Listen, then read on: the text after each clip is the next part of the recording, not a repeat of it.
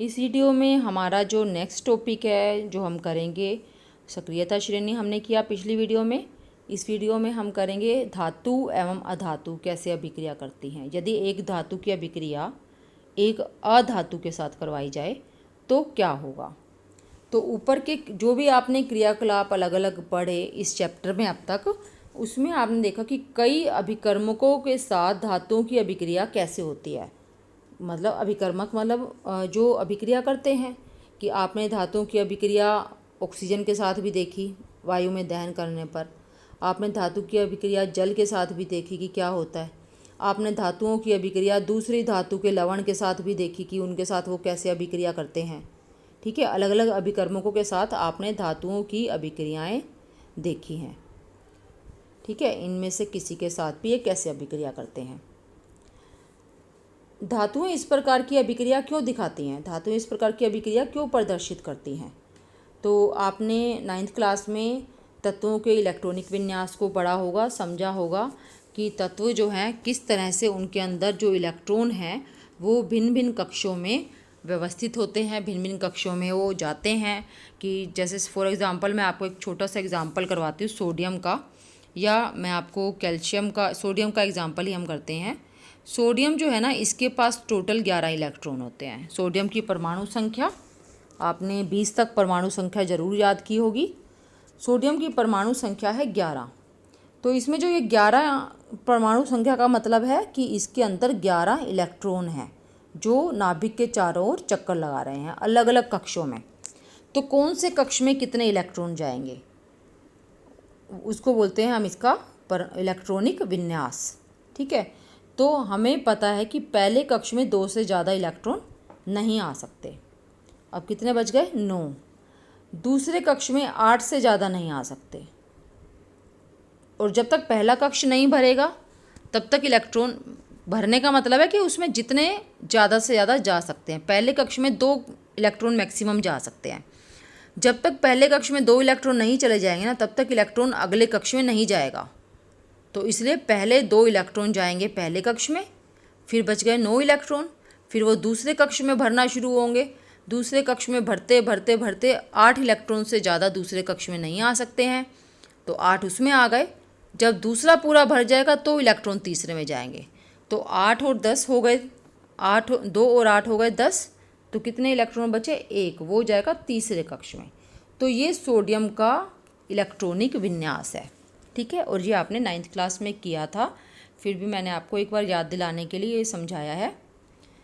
तो हमने तत्वों के इलेक्ट्रॉनिक विन्यास को किया था। हमने जाना कि जो संयोजकता कोश होते हैं वो पूर्ण होने के कारण, पूरे भरे होने के कारण उत्कृष्ट गैसों की रासायनिक अभिक्रियाएं बहुत कम होती हैं।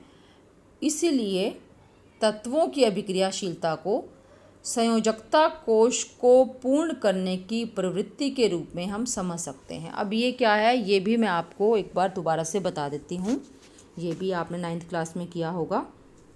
अब जैसे मैं आपको कुछ तत्व लिख कर दिखाती हूँ।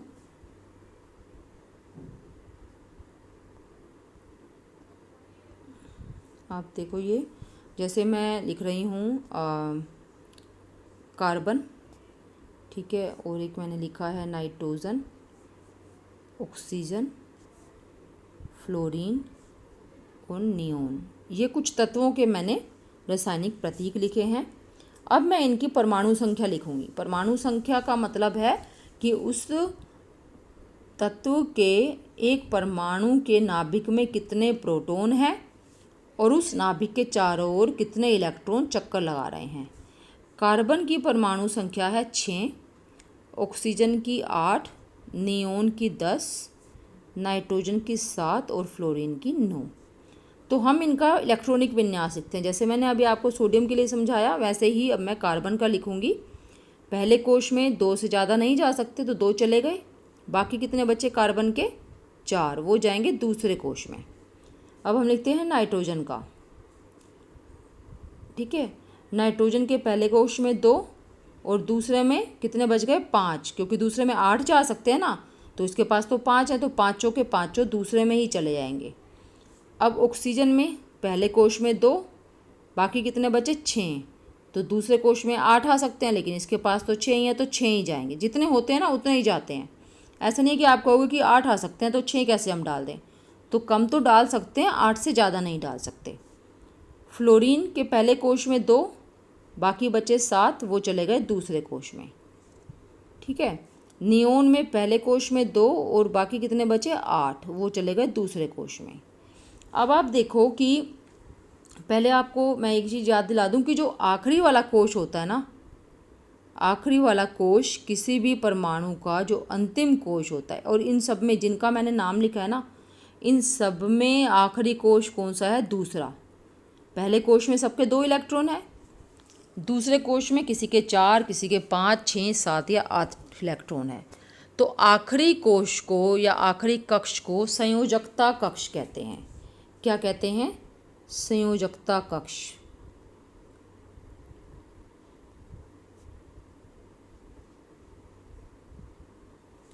ठीक है, तो ये दूसरा कोश है इन सब का जो संयोजकता कक्ष है।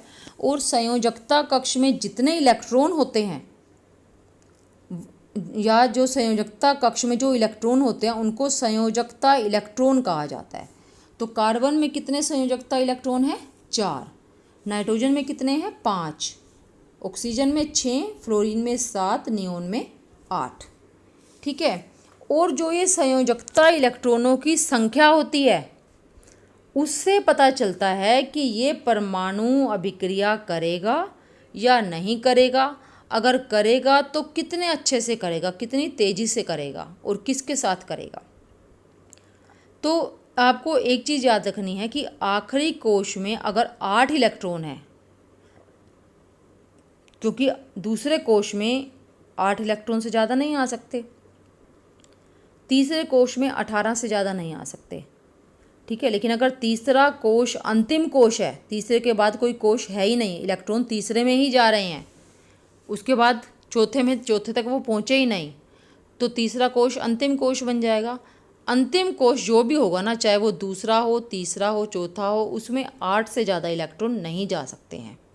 और अगर 8 इलेक्ट्रॉन हैं अंतिम कोश में, संयोजकता कक्ष में, तो वो परमाणु अभिक्रिया नहीं करेगा। तो यहाँ पर ऐसा कौन सा है परमाणु, यहाँ पर ऐसा परमाणु है नियोन। आप देखो, नियोन में अंतिम कोश में 8 इलेक्ट्रॉन है, ये अभिक्रिया नहीं करेगा किसी के साथ भी, जबकि ये भी करेगा, ये भी करेगा, ये भी करेगा और ये भी करेगा। अब ये ज़रूरी नहीं है कि सभी एक ही परमाणु किसी दूसरे के साथ सभी अभिक्रिया कर लेंगे। हो सकता है जिसके साथ कार्बन कर रहा है उसके साथ ऑक्सीजन ना करे, या जिसके साथ ऑक्सीजन कर रहा है उसके साथ कार्बन ना करे, लेकिन अभिक्रिया ये करेंगे सभी। और ये आपको मानकर चलना है अभी, क्योंकि आप 10th में ही हो, तो आप ये मानकर चलो कि ये अभिक्रिया क्यों करते हैं। अभिक्रिया इसलिए करते हैं ताकि ये अंतिम कोश में 8 इलेक्ट्रॉन प्राप्त कर सकें। ठीक है, अभिक्रिया करने का मकसद क्या होता है, किसी भी परमाणु का अंतिम कोश में 8 इलेक्ट्रॉन लेकर आना। क्योंकि ये देख रहे हैं कि इसके पास ना अंतिम कोश में 8 इलेक्ट्रॉन है, तो इसको तो कोई फ़र्क ही नहीं पड़ रहा, इसके पास कोई आ रहा है या जा रहा है, कोई धातु है इसके नज़दीक, कोई अधातु है इसके नज़दीक, या कोई गैस है, कोई ठोस है, इसको कोई फ़र्क ही नहीं पड़ रहा, ये तो आराम से बैठा हुआ है। ठीक है, तो अगर हमारे साथ भी ऐसा हो जाए, हमें भी किसी का फ़र्क ना पड़े, कोई आए जाए या कुछ भी, हमें कोई तकलीफ़ नहीं हो किसी के जाने से या किसी के आने से दुख, हमें खुशी ना हो।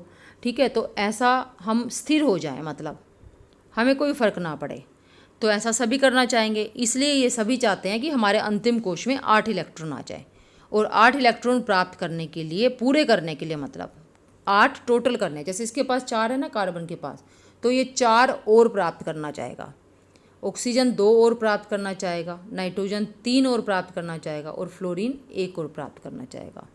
ठीक है, तो 8 इलेक्ट्रॉन प्राप्त पूरे करते ही ये स्थिर हो जाएंगे और ये अभिक्रिया नहीं करेंगे। तो ये 8 इलेक्ट्रॉन पूरे करने के लिए अंतिम कोश में अभिक्रिया करते हैं। ठीक है, तो इसमें यही समझाया हुआ है। आप देखो इसमें कि जो नियोन मैंने आपको बताया ना, नियोन जो अभिक्रिया नहीं करती है किसी के साथ, उसको उत्कृष्ट, वो गैस है और उनको उत्कृष्ट गैस कहते हैं। नियोन की तरह से और भी गैसें हैं, आर्गन है, हीलियम है, क्रिप्टोन है, ये सभी उत्कृष्ट गैसें हैं, क्योंकि इनके अंतिम कोश में 8 इलेक्ट्रॉन होते हैं और ये किसी के साथ अभिक्रिया नहीं करती हैं, इसलिए इनको उत्कृष्ट गैसें कहा जाता है। ठीक है, ये इनकी रासायनिक अभिक्रियाएं बहुत कम होती हैं क्योंकि इनके संयोजकता कोश पूर्ण होते हैं। पूर्ण का मतलब 8 इलेक्ट्रॉन होते हैं उसमें। इसीलिए जो बाकी तत्व हैं ना, उनकी अभिक्रियाशीलता किस चीज़ पर निर्भर करती है? वो संयोजकता कोश को पूरा करने कितनी जल्दी पूरा कर सकते हैं। अब उत्कृष्ट गैसों और कुछ धातुओं और अधातुओं के इलेक्ट्रॉनिक विन्यास पर ध्यान दीजिए। मैंने आपको अभी इलेक्ट्रॉनिक विन्यास समझाया है। ठीक है, हमने देखा है कि कैसा इलेक्ट्रॉनिक विन्यास है। तो इसके बाद इन्होंने सोडियम का बताया है। सोडियम परमाणु के बाहरी कोश में केवल 1 इलेक्ट्रॉन है। सोडियम का मैंने आपको परमाणु जो इलेक्ट्रॉनिक विन्यास है वो लिखकर दिखाया था। इसके पास 11 इलेक्ट्रॉन है। पहले कोश में 2 इलेक्ट्रॉन, दूसरे में 8 और तीसरे में 1। तो इसके बाह्यतम कोश में यानी कि सबसे बाहर वाले कोश में यानी कि संयोजकता कोश में सिर्फ 1 इलेक्ट्रॉन है। यदि वह अपने एम कोश से, अब ये एम क्या है ये भी आपने पढ़ा था। पहले कोश का हम नाम देते हैं के, दूसरे का एल, तीसरे का एम, चौथा जो आएगा उसका एन होगा। तो ये कह रहा है, तो तीसरा कोश कौन सा है? एम कोश है। यदि वह अपने एम कोश से 1 इलेक्ट्रॉन त्याग दे। अब ये चाहता है कि मैं अपने अंतिम कोश में, जो भी हो मेरा अंतिम कोश, 8 इलेक्ट्रॉन होने चाहिए उसके अंदर। अब अगर ये चाहता है कि मैं अंतिम कोश मेरा ये ही रहे, एम रहे, तो इसको 7 और इलेक्ट्रॉन की ज़रूरत है। लेकिन इसको 7 कौन देगा? कोई भी नहीं देगा। इसके पास खुद के पास, अगर इसके पास मान लो 5 होते ना, 3 और चाहिए, तब तो फिर भी पॉसिबिलिटी है कि कोई इसको 3 इलेक्ट्रॉन दे देगा। लेकिन 7 इलेक्ट्रॉन बहुत मुश्किल होता है, नहीं मिल पाएंगे इसको। तो उससे आसान है कि ये अपना 1 इलेक्ट्रॉन भी छोड़ दे। अगर इसने 1 इलेक्ट्रॉन छोड़ दिया तो इसका अंतिम कोश कौन सा हो जाएगा? एल। और एल में कितने इलेक्ट्रॉन हैं? 8। तो ये तो आसान है, 1 इलेक्ट्रॉन छोड़ना आसान है। इसलिए सोडियम जो है ये अपना 1 इलेक्ट्रॉन छोड़ देता है, एम कोश में से 1 इलेक्ट्रॉन को त्याग देता है और तब एल कोश में, एल कोश जो है वो इसका बाहरी कोश बन जाता है सबसे, जिसमें अष्टक है। अष्टक मतलब 8 इलेक्ट्रॉन, संस्कृत का शब्द है ना अष्ट, इसमें अष्टक है। अब इसके पास 1 इलेक्ट्रॉन छोड़ने के बाद इसका बाहरी कोश हो गया एल, और एल में है 8 इलेक्ट्रॉन, इसलिए ये स्थायी हो गया। ठीक है, अब इस परमाणु के नाभिक में 11 प्रोटॉन है। अब एक और चीज़ आपको समझनी है। सोडियम जो है ना, 1 इलेक्ट्रॉन जब इसने दे दिया, इसके पास है 2, 8, 1, है ना, यही इसका इलेक्ट्रॉनिक विन्यास है ना। 1 इलेक्ट्रॉन इसने छोड़ दिया, मैं उसको ऐसे लिख देती हूँ। छोड़ने के बाद जो सोडियम बना ना, जो बचा, उसके पास पहले कोश में 2, दूसरे में 8। अब इसके ऊपर ना एक आवेश आ जाएगा, धन आवेश 1। अब ये धन आवेश क्यों आया इसके ऊपर? वो इसलिए आया क्योंकि जो इसके अंदर जितने, इसके ऊपर कोई आवेश नहीं है। जब इसके ऊपर कोई आवेश नहीं है ना, इसका मतलब है इसके पास जितने इलेक्ट्रॉन है ना, उतने ही इसके पास प्रोटॉन है। ये आपने याद रखना है। तो इलेक्ट्रॉन कितने हैं? 11 इलेक्ट्रॉन है, 11 ही प्रोटॉन है। प्रोटॉन पर होता है धनावेश, इलेक्ट्रॉन पर होता है ऋणावेश। 1 इलेक्ट्रॉन छोड़ने के बाद इसके पास कितने इलेक्ट्रॉन बच गए? 10 इलेक्ट्रॉन बच गए। लेकिन इसने क्या छोड़ा है? इलेक्ट्रॉन, प्रोटॉन तो नहीं छोड़ा। प्रोटॉन कितने हैं? 11। तो प्रोटॉन एक ज़्यादा हो गया ना। 10 माइनस से 10 माइनस को 10 प्लस ने कैंसिल कर दिया। अब यहाँ देखो, यहाँ पर 11 माइनस, हम इलेक्ट्रॉन प्रोटॉन की बात नहीं करते, हम माइनस प्लस की बात करते हैं। 11 माइनस है और 11 प्लस है, तो मिलाकर कितना बन गया? 0। इसलिए यहाँ पर कोई आवेश नहीं है, मतलब 0 है। 0 हम लगाते नहीं हैं, लेकिन आपको समझाने के लिए बता रही हूँ कि कोई आवेश नहीं है, मतलब 0 है। लेकिन जो ये सोडियम था 2, 8 वाला, जिसमें कि 10 इलेक्ट्रॉन थे लेकिन प्रोटॉन 11 ही थे, उसमें माइनस कितना है? 10 और प्लस कितना है? 11। इसको जोड़कर क्या आएगा? +1 आएगा ना। इसलिए इसके ऊपर यहाँ आवेश आ जाएगा +1। ठीक है, जब सोडियम अपने 1 इलेक्ट्रॉन का त्याग कर देता है तो इसके पास प्रोटॉन एक एक्स्ट्रा हो जाता है और प्रोटॉन पर क्योंकि धन आवेश है इसलिए ये इसके ऊपर भी एक धन, जितने प्रोटॉन ज़्यादा होगा ना उतना ही इसके ऊपर धन आवेश आ जाएगा और ये बन जाएगा धन आयन। जिनके ऊपर आवेश होता है ना उनको हम आयन कहते हैं, और क्योंकि इस पर धन आवेश है इसलिए ये क्या बन गया, धन आयन। ठीक है, तो ये धन आयन बन जाता है। इसके नाभिक में 11, या पढ़ो इसको, नाभिक में 11 प्रोटॉन है लेकिन इलेक्ट्रॉनों की संख्या 10 होने के कारण इसमें धन आवेश की अधिकता होती है और ये सोडियम को धन आयन प्रदान करता है। और दूसरी ओर हम बात करते हैं अब क्लोरीन की। हमने सोडियम की बात की, अब मैं आपको क्लोरीन के बारे में बताती हूँ। क्लोरीन जो है ना उसका परमाणु क्रमांक है 17, परमाणु संख्या, और इसके परमाणु संख्या 17 का मतलब है 17 इलेक्ट्रॉन है। और वो कैसे होंगे, पहले कोश में 2, दूसरे में 8, तीसरे में 7 बचे हैं तो 7 ही जाएंगे ना, 17 हो गए। यानी कि यहाँ पर 17 इलेक्ट्रॉन है और 17 प्रोटॉन है। जितना प्लस है उतना ही माइनस है, इसलिए इस पर 0 आवेश है।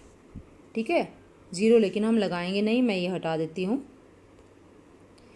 अब इसको अपना बाह्यतम कोश में, बाह्यतम कोश इसका भी M है, KLM। बाह्यतम कोश में 8 इलेक्ट्रॉन करने के लिए पूरे एक ही इलेक्ट्रॉन और चाहिए। या तो ये 7 छोड़ दे या एक कहीं से ले ले। अगर मान लो इसके सामने सोडियम आ गया तो सोडियम कह रहा है भाई मेरे को ये एक इलेक्ट्रॉन नहीं चाहिए, क्या तूने लेना है? तो क्लोरीन बोलता है कि हाँ मेरा तो एक लेते ही मैं तो स्थायी हो जाऊंगा, मेरा तो अष्टक पूरा हो जाएगा, आखिरी कोश में 8 इलेक्ट्रॉन हो जाएंगे, तो ये तो फटाफट ले लेगा उससे।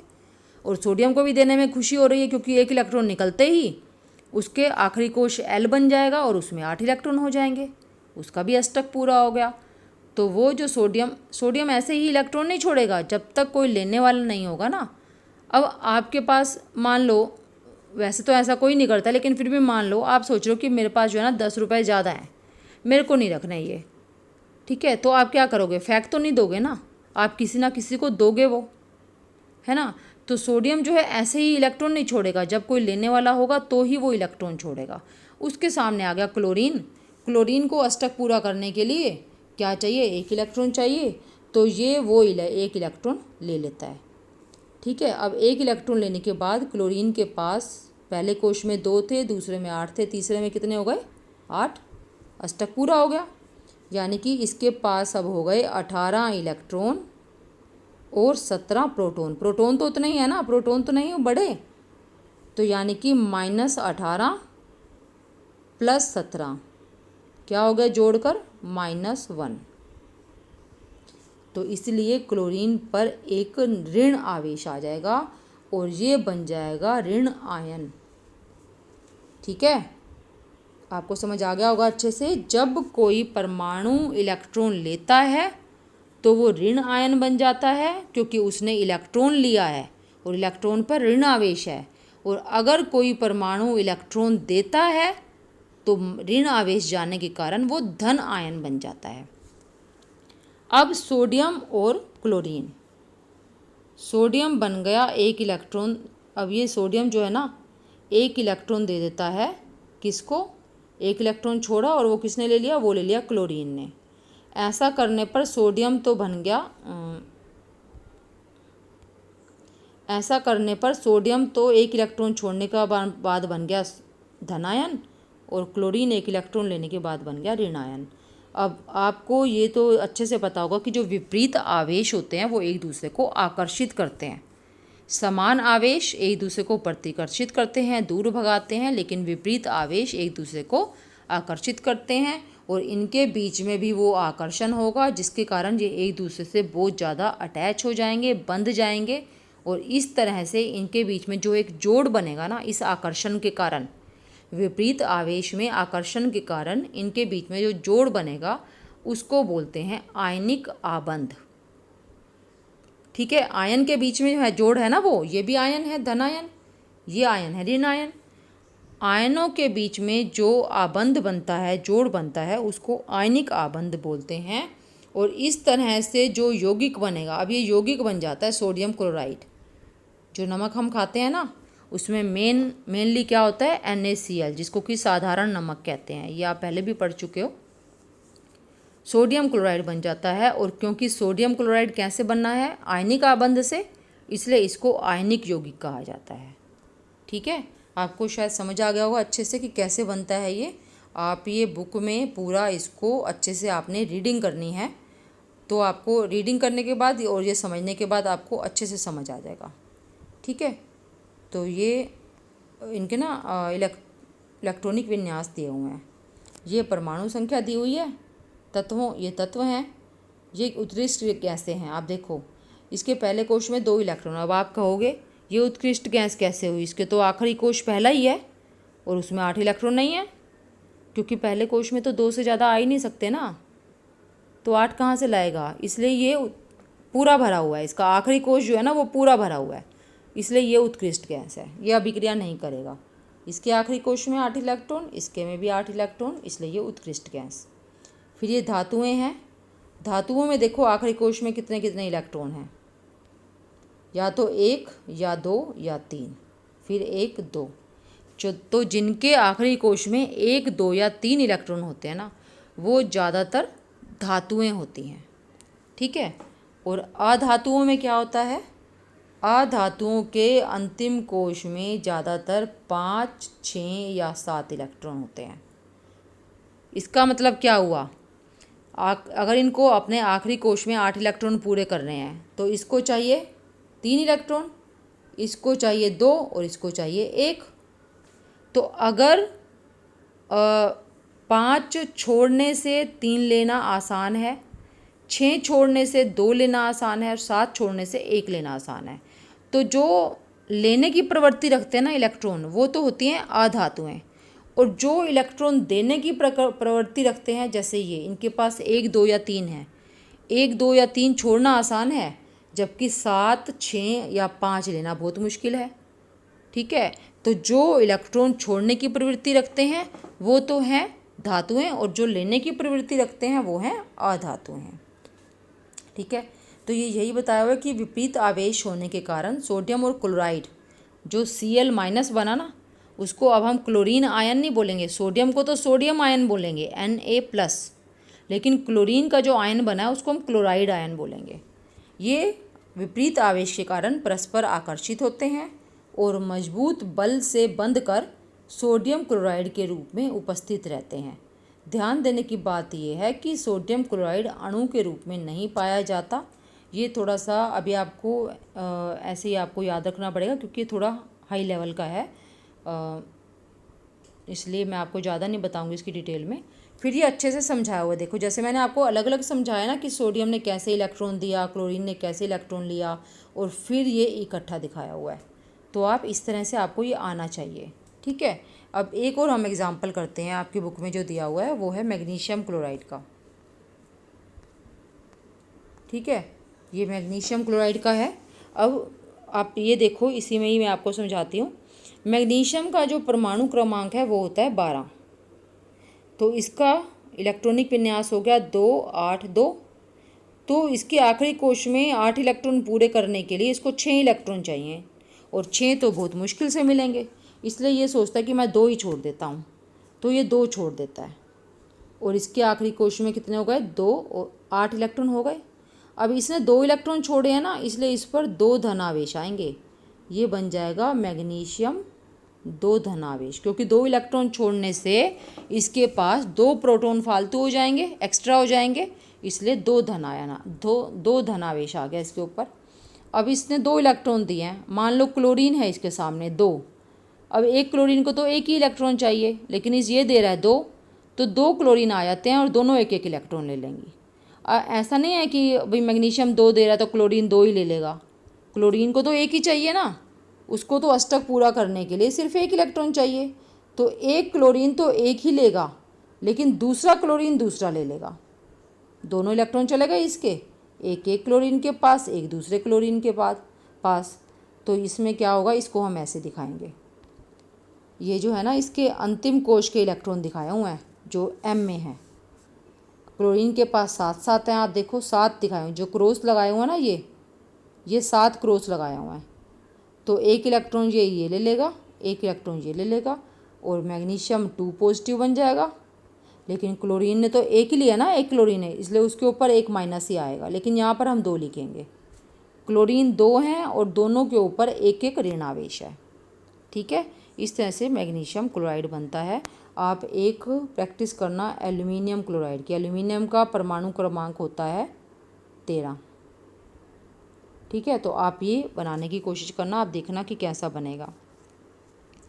धातु से अधातु में इलेक्ट्रॉन के स्थानांतरण से बने यौगिकों को, यानी कि इलेक्ट्रॉन के देने या लेने से बने यौगिकों को आयनिक यौगिक या वैद्युत संयोजक यौगिक कहा जाता है। ठीक है, तो क्या आप मैग्नीशियम क्लोराइड में उपस्थित धन आयन एवं ऋण आयन के नाम बता सकते हैं? सोडियम क्लोराइड में धन आयन था सोडियम आयन और ऋण आयन था क्लोराइड आयन। तो यहाँ पर जो धन आयन है वो है मैग्नीशियम आयन और ऋण आयन है क्लोराइड आयन। ठीक है, तो ये हमारे इस तरह से हमने पढ़ा कि आयनिक यौगिकों का निर्माण कैसे होता है। इसको आप बहुत अच्छे से करना, ध्यान से पढ़ना, और अगर कुछ भी समझ नहीं आता है तो आप प्लीज़ मेरे से पूछ सकते हो।